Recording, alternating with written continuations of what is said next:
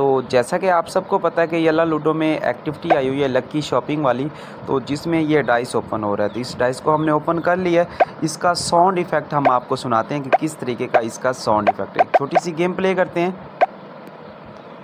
तो यहाँ से एक छोटी सी हम गेम प्ले करते हुए, तो ये डाइस है, तो थोड़ा सब्र करें। जैसे इसका 6 आता है तो आप इसका इंटरफेस भी देख लोगे और साउंड भी सुन लोगे।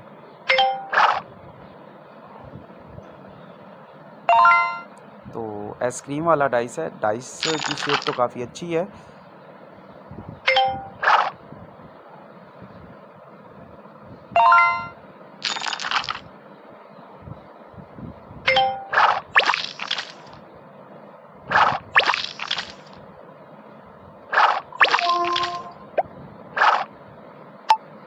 तो आप लोगों ने देखा कि जब इसका 6 आता है तो किस शेप में आता है। दोबारा दिखा देता हूँ एक बार।